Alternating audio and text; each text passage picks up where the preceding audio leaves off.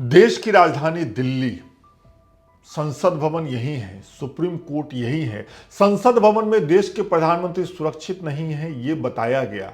लेकिन ये कौन बताएगा कि कल रात एक लड़का कमल दफ्तर से अपना काम खत्म करके घर जा रहा था। कैलाशपुरी में घर है, रोहिणी से अपने घर जा रहा था। जनकपुरी एरिया में एक गड्ढे में गिरने से उसकी मौत हो गई। मैं बिल्कुल सही कह रहा हूं आपसे, हैरान मत होइए। ये देश की राजधानी की तस्वीर है, ये देश की राजधानी की रूह कपा देने वाली खबर है। पूरी जानकारी पहले मैं आपको देता हूं। कल रात की बात है। कमल जिस लड़के का नाम है, जिसकी मौत हो गई है, वो रोहिणी के अपने दफ्तर में काम करता था, कैलाशपुरी में रहता था। वो रोहिणी से अपने दफ्तर से घर के लिए निकला। रास्ते में उसके परिवार के लोगों से बातचीत भी हुई, लेकिन जब वो देर रात तक अपने घर नहीं पहुंचा तो परिवार को लोगों को चिंता हुई। उन्होंने खोजबीन शुरू की।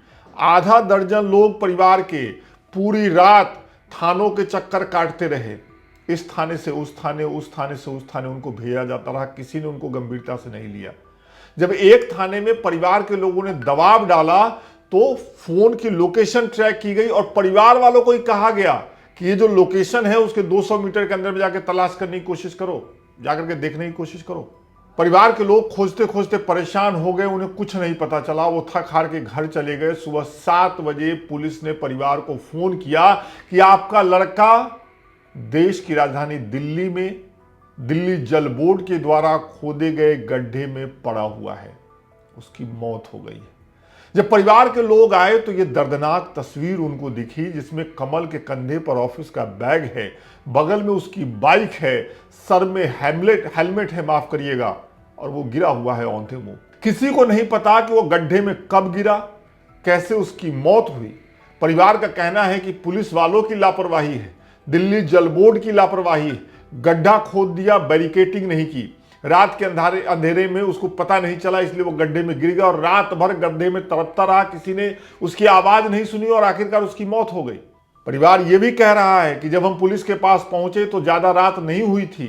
अगर पुलिस वालों ने हमें गंभीरता से सुना होता, हमारे साथ घूमे होते, खोजा होता, तो हो सकता था कि हम उस गड्ढे के पास पहुंच जाते और उसको बचा लेते, लेकिन कोई गया नहीं। और आखिरकार सुबह 7 बजे लड़के की मौत हो गई। मौत के बाद मंत्री कह रहे हैं जांच होगी, मौत के बाद पुलिस कह रही है कि जांच हो रही है, शायद संसद भी कहे, शायद विधानसभा भी कहे, लेकिन इसका क्या करेंगे? आचार डालेंगे? जिस मां का बेटा चला गया, जिस बाप के बुढ़ापे का सहारा चला गया, जिस परिवार का एक कमाऊ पूत चला गया, उसको कौन जवाब देगा? बहुत हो हल्ला हुआ कल शाम से कि देश के प्रधानमंत्री संसद भवन में सुरक्षित नहीं है, उनको बचाने के लिए ओम बिरला सामने आए। मैं सबसे पूछना चाहता हूं कि दिल्ली के जनकपुरी में दिल्ली जल बोर्ड के खोदे गड्ढे में गिर करके जो कमल की मौत हुई, उसको बचाने के लिए कौन सामने आया और कोई क्यों नहीं सामने आया? और क्यों यह स्थिति है?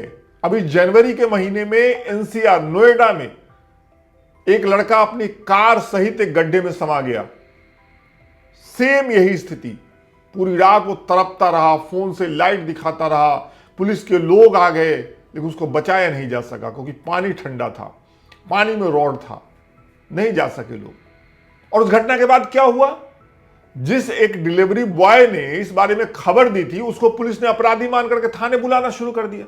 और क्या हुआ उस जांच का? नोएडा वाली घटना की जांच अभी पूरी भी नहीं हुई थी कि इस हत्यारे सिस्टम ने देश की राजधानी दिल्ली में एक और लड़के की जान ले ली।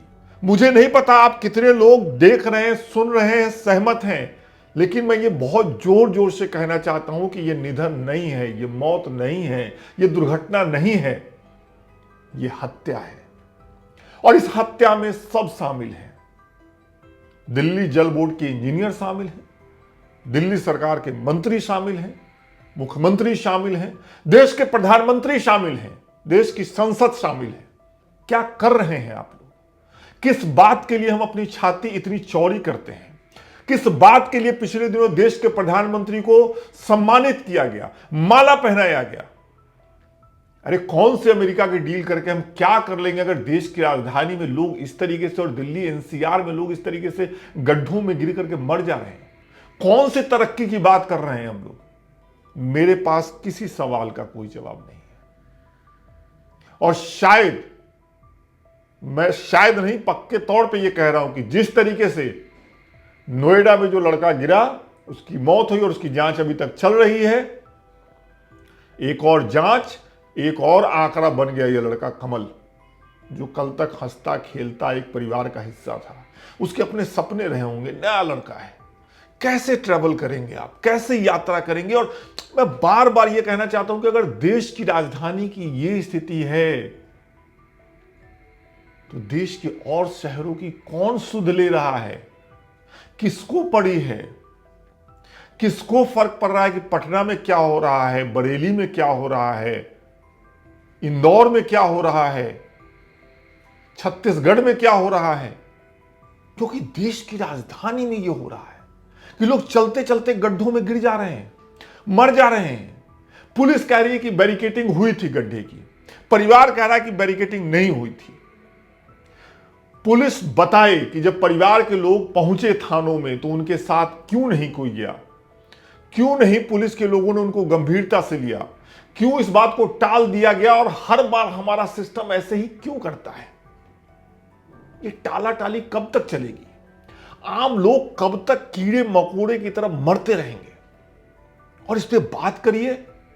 सोनम वांगचुक ने बात की लेह लद्दाख में, कहा गया वो जिंजी को भड़का रहे थे, बंद कर दिया जेल में।